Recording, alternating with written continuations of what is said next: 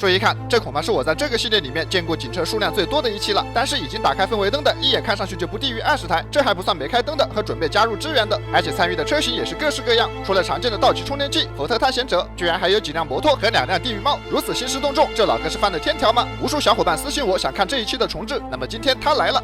警灯一开，悠哉悠哉，赶快去拿纸，蹲下就开始。欢迎收看《最后的自由》，讲美国老哥最后的自由。现在佛罗里达州霍姆斯特德警察局和迈阿密戴德县警察局的阿 Sir 同时向 FHP 州警求助，他们正在追捕一辆被盗的 U 号货车。这辆车在隔壁的布劳沃德县被盗，还涉嫌了多起零元购事件。但如果只是这点履历，还不至于如此兴师动众。更为重要的是，他们在这个期间还暴揍了一位阿 Sir。更有小道消息称，被揍的阿 Sir 还是局长的小舅子。本来只是偷偷摸摸的小打小闹，阿 Sir 也是睁一只眼闭一只眼。现在上去2野炮给阿 Sir 干成了国宝，这下好了，没想到真是惹到国宝了。但还别说，这老哥的车技是真不错，被破胎机干掉一个轮胎，还能在车流之中左右穿梭，躲避阿 Sir 贴贴。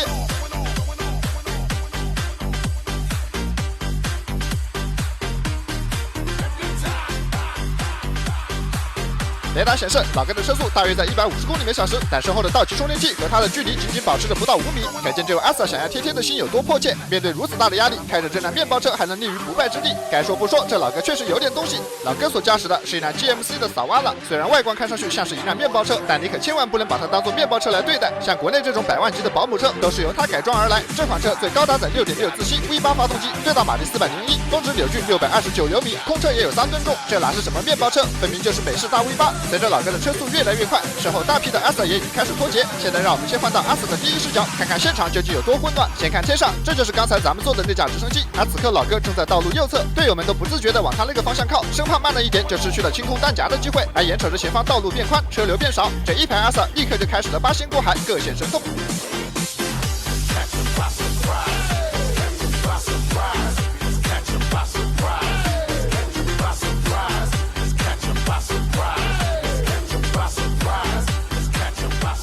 在经历了一番拉扯之后，阿 Sir 超过一众队友来到了第2顺位。没有想到自己苦练车技数10载，最终也只是成为了围剿齐天大圣10万天兵天将的其中之一。看着前方和老哥战得有来有回的队友，阿 Sir 暗中发誓，以后他也要做第1顺位。而另一位队友更惨，在这大乱斗期间，甚至被挤上了匝道，但好在前方路口还能汇合。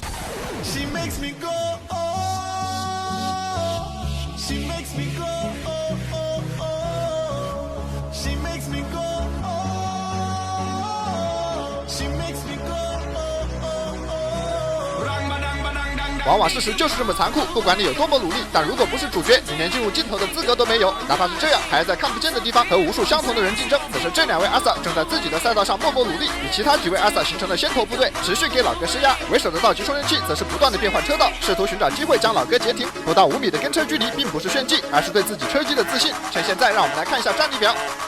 好，面对如此之多的阿 Sir 包夹，少一个轮胎还能立于不败之地，这老哥确实拥有6星大佬的技术。有人会说这个视角看上去并没什么难度，换到阿 Sir 的第一视角才知道这是何等的车速，既要防止被阿 Sir 贴贴，还要寻找合适的超车线路。换做普通人恐怕早就已经顶不住，别说老哥，就是阿 Sir 稍微走神都会被队友抢先一步。阿 Sir 之间都竞争得如此残酷，可见在最前方的老哥是何等人物。瞧瞧这一个个开得飞快的样子，这哪里像是在抓老哥？不知道的还以为是佛罗里达州的阿 Sir 在搞什么车技大比武。此刻的老哥已经成为了他们的猎物，这么好的机会能向局长展示，大家当然都不愿意错过。数十位阿 Sir 在这条6车道的高速上公费飙车，稍微慢一点还会被队友超过，让是不可能的。要是最后没能进入 MVP 结算画面的，恐怕还会被嘲笑。也难怪一个个的都把油门焊死，只要老哥出现了一丁点的失误，他们就会毫不犹豫的上去贴贴。这下知道老哥的含金量了吧？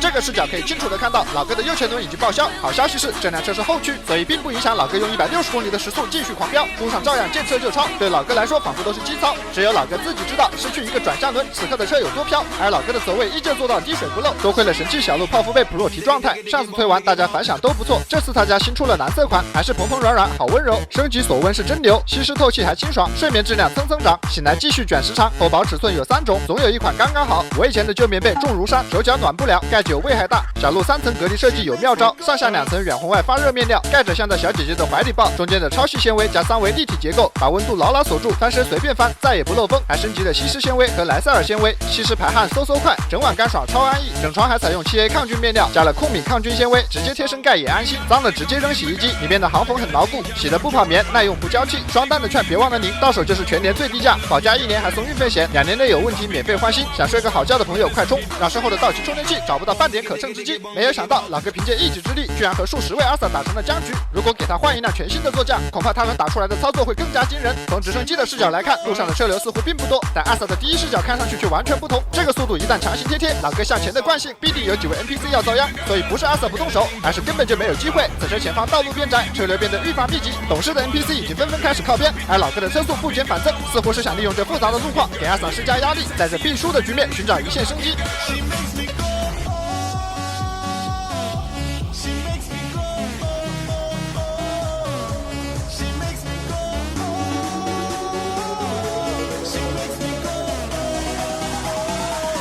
面对前方 NPC 挡路，老哥突然向左连变2个车道，阿 Sa 则是选择从右侧包抄。在老哥强行超完车后，阿 Sa 第一时间上去就是一个贴，这一下可是卯足了劲儿啊！不得不说，老哥的运气也非常好，刚好避开了护栏。阿 Sa 见状连忙上来补刀，又是一下势大力沉的贴，但没想到这一下老哥没啥事儿，阿 Sa 倒是率先淘汰。在身后跟了许久的道奇充电器终于等到了这一刻，趁老哥还没调整过来，一脚油门加速上去就是一个贴，这看似普通的一下，由于老哥的前轮报废根本刹不住，但此刻失去了2个前轮的老哥居然还在挣扎，毕竟这里是高架，如果就此停车肯定是无路可走。但此刻的老哥大势已去，阿 Sa 可不会让他还有逃离的机会，一脚油门跟上，再次补刀。面对一辆早就失去了前轮的车，这已经不知道是阿 Sa 的第多少次贴，现在3辆车合力将老哥堵在墙角。我本以为这场碰碰车大战已经到此结束，没想到老哥居然挂上了倒档继续整活，这佛罗里达果真是不养闲人。可惜老哥的车和护栏紧紧贴住，已经没有了调整的空间。阿 Sa 很快便跟上，趁着老哥还没有来得及掉头封住他的走位，叫老哥动弹不得。这电光火石之间简直不要太精彩，让我们来看一下直升机的视角。这一切都只因老哥向左的2个连续变道，因为半挂挡住了视线，所以他根本没有发现左前方有车，被这 NPC 打乱节奏，放慢了车速，叫阿 Sa 逮到机会，开始了第一个贴。该说不说，这个时机把握的相当精准，再晚1秒，前方的特斯拉就要遭殃。只不过叫阿 Sa 没有想到的是，他的补刀如同撞到了钢板，老哥没能截停，他倒是率先淘汰。看见这一幕，真的不得不感叹一下这车的质量，只能说老哥给这家搬家公司做出了最好的宣传，这营销手段恐怕雷神见了也得退让3分。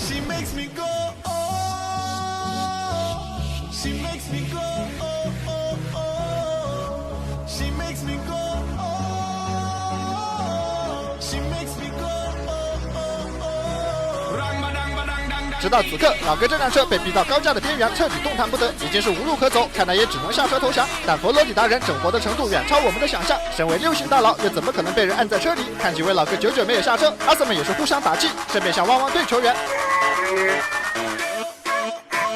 此刻，这位6星大佬还在桥边做着最后的反抗，我真的很怕这阿 Sa 拉不住汪汪队，这要是松手了，站在这里的老哥退无可退，只怕是要欲哭无泪。思考再三，他还是选择放弃了抵抗，而他的队友似乎更加忠烈，一心想要下桥。在他的一番挣扎下，几位阿 Sa 都拉不上来，一直到他一回头，发现下面还有一位阿 Sa 在等着他。好家伙，一时间咱也不知道这位阿 Sa 是神机预判还是走错了路，怎么去到了下面。至此，这最后一位老哥放弃抵抗，面包车里3男1女全部落网。没有人知道这条路在当天堵了多长时间，只知道那天从来没有见过这么多氛围灯。不过万幸的是，这起事件没有造成任何人员伤亡，也没有任何 NPC 被撞，阿 Sa 大获全胜收场。最开始落在后面的2位阿 Sa 经过他们的努力，也是如愿以偿的成为了制胜的关键。就这样，车里的4人全都失去了自己最后的自由，果真是一家人就要整整齐齐。这些东西是他们在当天的收获，相比较暴走阿 Sa 来说，简直是不值一提。而几人也分别被判处了2至8年不同的刑期。好了，本期的节目到这里也就结束了。再次友情提醒各位，本视频为反面案例，请千万不要模仿。感谢大家的观看，我是最后的自由，我们有缘再会。